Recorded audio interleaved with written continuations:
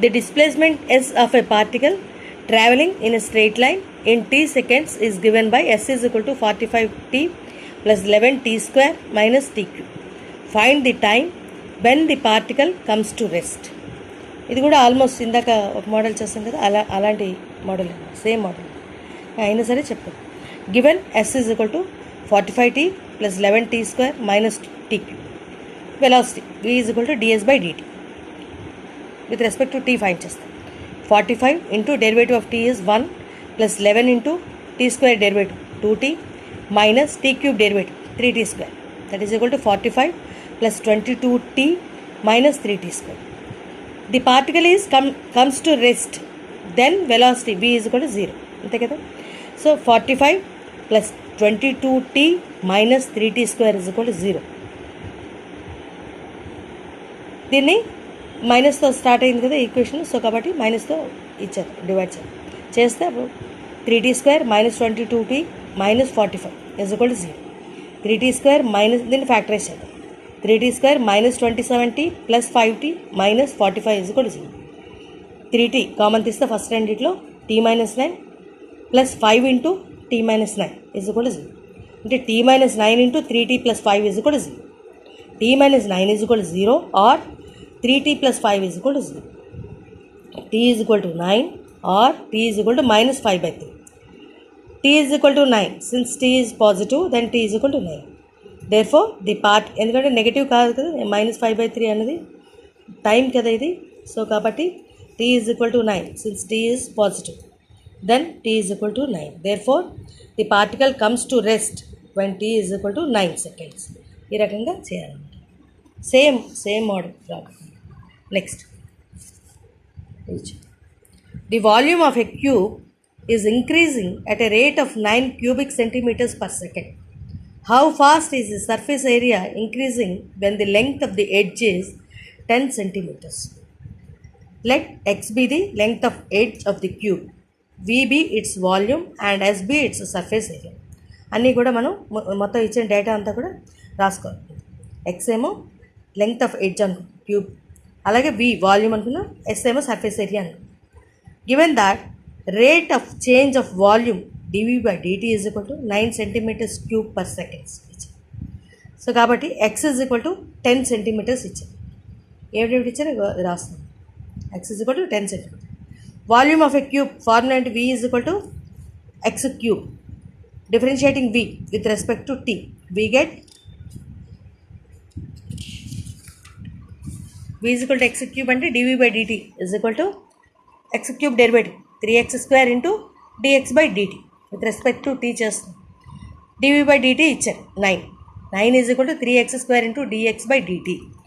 dx by dt is equal to 9 by 3x square.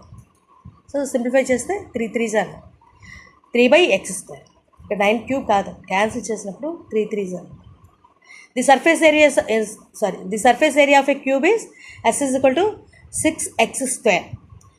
ఇది formula.